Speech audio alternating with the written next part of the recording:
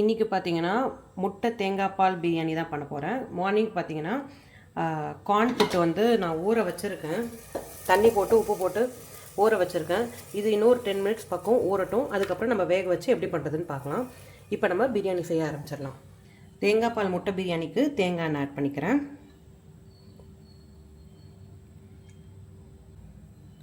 ஒரு ஸ்பூன் அளவுக்கு நெய் ஆட் பண்ணிக்கலாம். இந்த தேங்காய் பால் முட்டை பிரியாணியும் பண்ணலாம், தேங்காய் பாலில் வச்சு இந்த சிக்கன் பிரியாணியும் பண்ணலாம், சூப்பராக இருக்கும். இன்றைக்கி முட்டை இருக்கிறதுனால தேங்காய் பால் முட்டை பிரியாணி. ஹோல் ஸ்பைசஸ்லாம் ஆட் பண்ணிக்கலாம். பட்டை, ஒரு 3 ஏலக்காய்,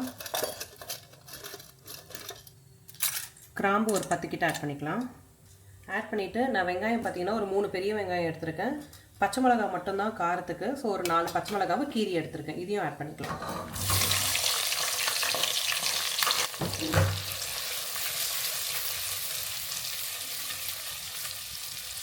இதுக்கு வந்து நம்ம மிளகாத்தூள்லாம் ஆட் பண்ண போகிறது கிடையாது. பச்சை மிளகாய் மட்டும் தான் காரத்துக்கு, ஒயிட் கலரில் தான் இருக்கும். ஸோ அதனால் பச்சை மிளகாய் உங்கள் தேவையான காரத்துக்கு ஏற்ற மாதிரி ஆட் பண்ணிக்கோங்க.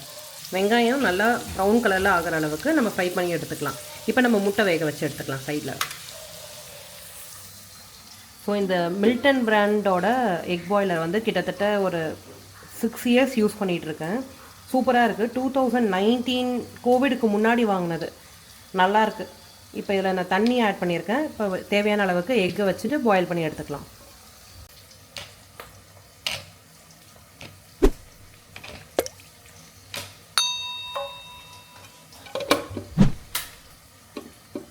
ஆனியன் ஆஃப் குக்காக இருக்கும் போதே நான் இஞ்சி பூண்டு பேஸ்ட் ஆட் பண்ணிக்கிறேன். இஞ்சி பூண்டு பேஸ்ட் ஒரு 2 டேபிள் ஸ்பூன் அளவுக்கு ஆட் பண்ணிக்கிறேன்.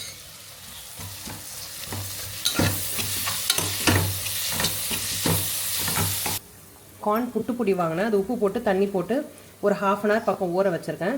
இப்போ நல்லா உதிரியாக வந்துருச்சு. இதை நம்ம ஒரு 20 to 25 மினிட்ஸ் நல்லா வேக வச்சு எடுத்துக்கலாம்.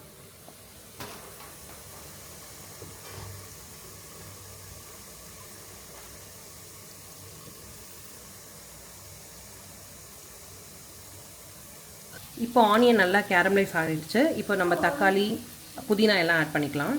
தக்காளி வந்து 2 தக்காளி நீளமாகவே கட் பண்ணி எடுத்து வச்சுருக்கேன். இப்போ நெக்ஸ்ட்டு புதினா ஆட் பண்ணிக்கலாம். 2 உருளைக்கிழங்கு நான் கட் பண்ணி எடுத்து வச்சுருக்கேன், அதையும் சேர்த்துக்கலாம்.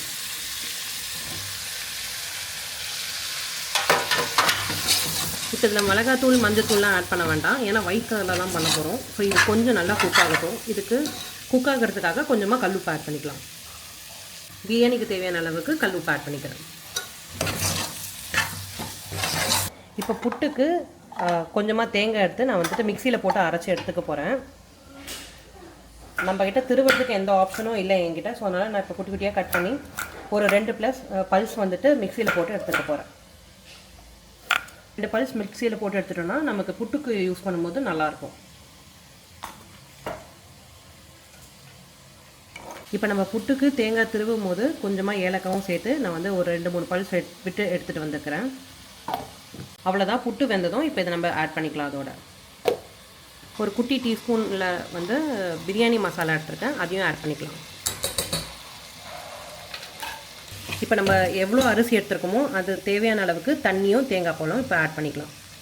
நான் வந்துட்டு இதில் ஒரு 3 கிளாஸ் அளவுக்கு அரிசி எடுத்திருக்கேன். இப்போ நான் வந்துட்டு 1 கிளாஸ்க்கு 1.5 கிளாஸ் அளவுக்கு தண்ணி கால்குலேட் பண்ணி இப்போ ஆட் பண்ணிக்க போகிறேன். தேங்காய் பால் அரைச்சி எடுத்து வச்சுருக்கேன், நல்லா திக்கான தேங்காய் பால், அதை ஆட் பண்ணிக்கிறேன். ஆட் பண்ணிவிட்டு தேவைன்னா கொஞ்சமாக தண்ணி ஆட் பண்ணிக்க போகிறேன்.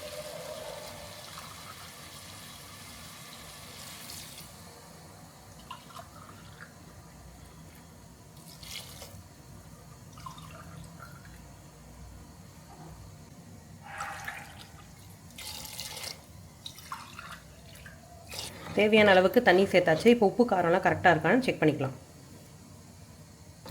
அவ்வளோதான். இது நல்லா கொதி வந்ததும் இப்போ நம்ம வேக வச்ச எக்கும் ரைஸும் ஆட் பண்ணிக்கலாம். மித்துக்கு வந்து இந்த மாதிரி பிரியாணி இந்த மாதிரிலாம் பண்ணி கொடுத்தா அவனுக்கு பிடிக்கும். இந்த பட்டை கிராம்பு பொதுவாக எதில் போட்டாலுமே அவனுக்கு பிடிக்கும். நான் யூஸ்வலாக வந்து பார்த்திங்கன்னா டிஃபன் வந்துட்டு ஸ்கூலுக்கு கொடுத்து அனுப்பிச்சிடுவேன். காலையில் வந்து பார்த்திங்கன்னா என்ன காய் பண்ணுறனோ அதை வச்சு ஊட்டி விட்டுருவேன், இல்லாட்டி அவன் ஸ்கூலில் சாப்பிட மாட்டான்.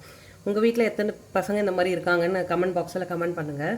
அவ்வளோதான், முட்டை குக் ஆகிடுச்சு. குக் ஆனதும் இந்த ரெட் கலர் பட்டன் வந்து ஆஃப் ஆகிடும். இப்போ நம்ம வந்து முட்டை வந்து தோல் உரித்து எடுத்துடலாம். இப்போ முட்டை ஆட் பண்ணிக்கலாம். ரைஸும் இப்போ சேர்த்துடலாம்.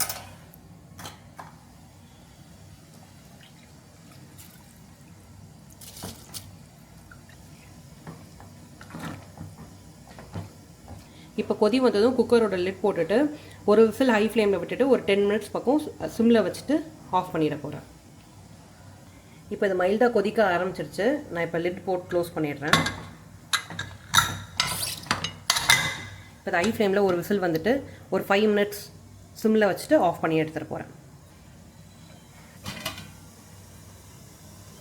இப்போ நம்ம கார்ன் நல்லா குக் ஆகிடுச்சு. இப்போ இதில் நம்ம தேங்காவும் அரைச்சி வச்சுருக்க அந்த தேங்காய் பொடியும் கொஞ்சமாக நாட்டு சர்க்கரையும் போட்டு மிக்ஸ் பண்ணி எடுத்துக்கலாம். ஒரு டேபிள் ஸ்பூன் அளவுக்கு நெய் ஆட் பண்ணிக்கிறேன். இப்போ இந்த துருவின தேங்காவும் ஏலக்காவும் ஆட் பண்ணிக்கலாம்.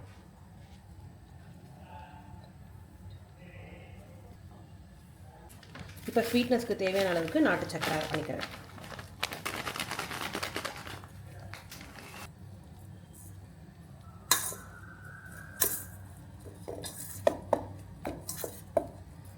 சிம்பிளான பிரேக்ஃபாஸ்ட் ரெடி. இப்போ நமக்கு அந்த எக் பிரியாணியும் ரெடி ஆகிடுச்சுன்னா லஞ்ச் பேக் பண்ணிடலாம்.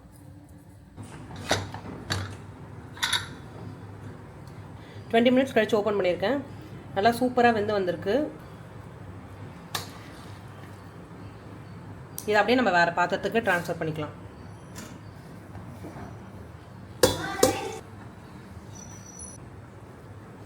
நல்லா சூப்பரான தேங்காய் பால் எக் பிரியாணி ரெடி ஆகிடுச்சு. ட்ரை பண்ணி பாருங்கள், சூப்பராக இருக்கும். குழந்தைங்களாம் சூப்பராக சாப்பிடுவாங்க. காரமும் மைல்டாக இருக்கும் அப்படின்றதால குழந்தைங்களாம் சூப்பராக சாப்பிடுவாங்க. இப்போ இதை நம்ம மித்துக்குட்டிக்கு லஞ்ச் பேக் பண்ணிடுறேன்.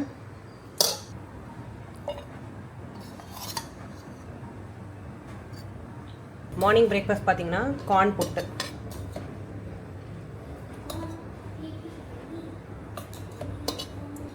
இன்றைக்கி நம்ம வீட்டில் இதுதான் பிரேக்ஃபாஸ்ட் அண்ட் லஞ்ச். உங்களுக்கு இந்த வீடியோ பிடிச்சிருக்கும்னு நினைக்கிறேன். பிடிச்சிருந்தால் மறக்காமல் ஒரு லைக் பண்ணுங்கள். உங்களை அடுத்த வீடியோவில் பார்க்குறேன். அது வரைக்கும் நன்றி.